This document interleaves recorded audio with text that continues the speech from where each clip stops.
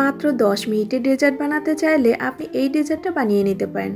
আসসালামু আলাইকুম এভরিওয়ান, সবাইকে ওয়েলকাম করছি টক ঝাল মিষ্টি রান্না চ্যানেলের আমার আজকের আয়োজন দেখার জন্য। আজ আপনাদের সাথে শেয়ার করব মজাদার ব্রেড রোল রেসিপি। এটা বানানো খুবই সহজ আর খেতে ভীষণ মজাদার। আশা করছি আমার আজকের রেসিপিটি সবার কাছে ভালো লাগবে। তাহলে চলো রেসিপিটি দেখে নেওয়া যাক। ব্রেড রোল বানানোর জন্য প্রথমে আমি নিয়েছি ব্রেড। এবার একটি চাকু দিয়ে আমি ব্রেডের যে চারপাশের ব্রাউন অংশটা আছে সেটা কেটে নেব। তো ব্রেডের চারপাশের ব্রাউন অংশটা কাটা হয়ে গেলে এবার এই ব্রাউন অংশটাকে কিন্তু আমি ফেলে দেব না, এগুলো ব্লেন্ডার জারে দিয়ে আমি গুঁড়ো করে ব্রেড ক্রাম্ব তৈরি করে নেব। এবার একটি করে ব্রেড নিয়ে আমি একটু বেলুনি দিয়ে ভালোভাবে বেলে নিচ্ছি। অবশ্যই এই ব্রেডগুলো এভাবে বেলে নিতে হবে, তাহলে কিন্তু ব্রেডগুলো একটু পাতলা হয়ে যাবে আর এগুলোকে রোল করতে কিন্তু অনেকটাই ইজি হবে।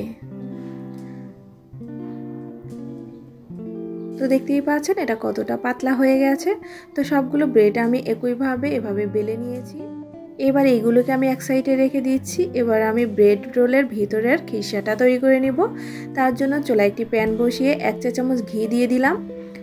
এবার ঘিটা যখন মেল্ট হয়ে যাবে ওই পর্যায়ে এখানে দিয়ে দিচ্ছি 2 টেবিল চামচ পরিমাণ সুজি।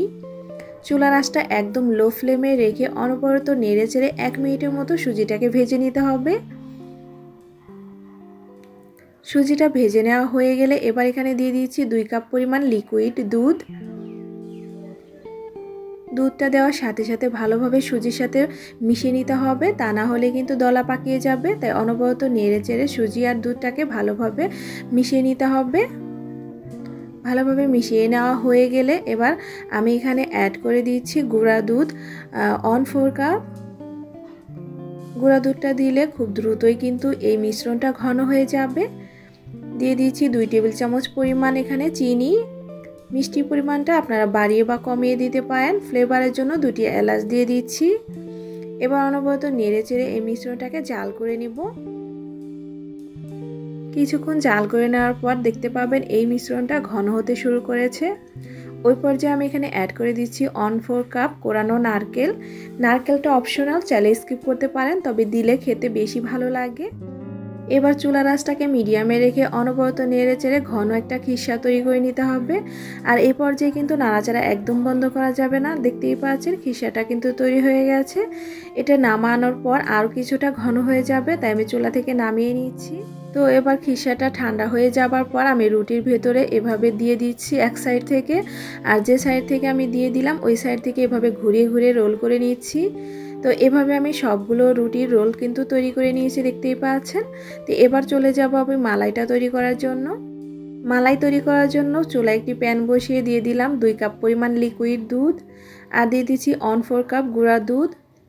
তো গুঁড়া দুধটা দিলে কিন্তু খুব দ্রুতই এই মালাইটা একটু ঘন হয়ে যাবে। এবার নেড়ে চেড়ে ভালোভাবে গুঁড়া দুধটা লিকুইড দুধের সাথে মিশিয়ে দিচ্ছি। ভালোভাবে দুধটাকে মিশানো হয়ে গেলে এবার আমি এখানে অ্যাড করে দিচ্ছি 1/2 কাপ পরিমাণ কনডেন্স মিল্ক। আপনারা চাইলে কিন্তু এখানে কনডেন্স মিল্কের পরিবর্তে চিনিটাও ব্যবহার করতে পারেন, তবে কনডেন্স মিল্ক দিয়ে মালাইটা তৈরি করলে খেতে বেশি ভালো লাগে। ফ্লেভারের জন্য একটি এলাচ দিয়ে দিচ্ছি আর এলাচের মুখটা একটু ফেটিয়ে দিয়েছি, এতে করে সুন্দর একটা ফ্লেভার ছড়াবে। তো নেড়ে চেড়ে এবার মালাইটাকে আমি জাল করে নিব 2 মিনিটের মতো। মালাইটা বেশি একটা ঘন করার প্রয়োজন নেই, তাই 2 থেকে 3 মিনিট মালাইটা জাল করে নিলেই কিন্তু হয়ে যাবে। এবার মালাইটা আমি চুলা থেকে নামিয়ে নিয়েছি। মালাইটা একটু ঠান্ডা হয়ে গেলে, অর্থাৎ হালকা একটু কুসুম কুসুম গরম অবস্থায় মালাইটা রুটির উপরে দিয়ে দিতে হবে। আর এভাবে রুটির উপরে দিয়ে দিতে হবে, তাহলে কিন্তু রুটিটা এই মালাইটা স্যুপ করে নেবে। মালাইটা দেওয়া হয়ে গেলে এবার আমি এই ব্রেড রোলগুলো একটু সাজিয়ে দিচ্ছি। আমি এখানে কিছু ড্রাই ফ্রুটস ব্যবহার করে এই ব্রেড রোলগুলো সাজিয়ে নিচ্ছি। আপনারা আপনাদের পছন্দ মতো যে কোনো ড্রাই ফ্রুটস দিয়ে সাজিয়ে নিতে পারেন। তো দেখতেই পাচ্ছেন কতটা সুন্দর লাগছে, আর এগুলো খেতে কিন্তু ভীষণ মজার হয়েছিল। একটি কেটে আমি আপনাদের সাথে শেয়ার করছি, কতটা সফট হয়েছে আশা করছি দেখেই বুঝতে পারছেন। আপনারা চাইলে আগের দিন রাতে এই ডেজার্টটা বানিয়ে ফ্রিজে রেখে ঠান্ডা ঠান্ডা পরের দিন পরিবেশন করতে পারেন, সেক্ষেত্রে কিন্তু খুবই টেস্টি হবে। আসছে রমজানে আপনারা চাইলে ইফতারে এই ডেজার্টটি রাখতে পারেন। এটা ভীষণ হেলদি আর কলিজা ঠান্ডা হওয়ার মতো একটি ডেজার্ট। আশা করছি আমার আজকের ডেজার্টের সহজ রেসিপিটি আপনাদের কাছে ভালো লেগেছে। ভালো লাগলে চ্যানেলটি সাবস্ক্রাইব করে নিয়মিত চ্যানেলের সাথেই থাকবেন। সবাইকে ধন্যবাদ জানিয়ে এখানেই বিদায় নিচ্ছি।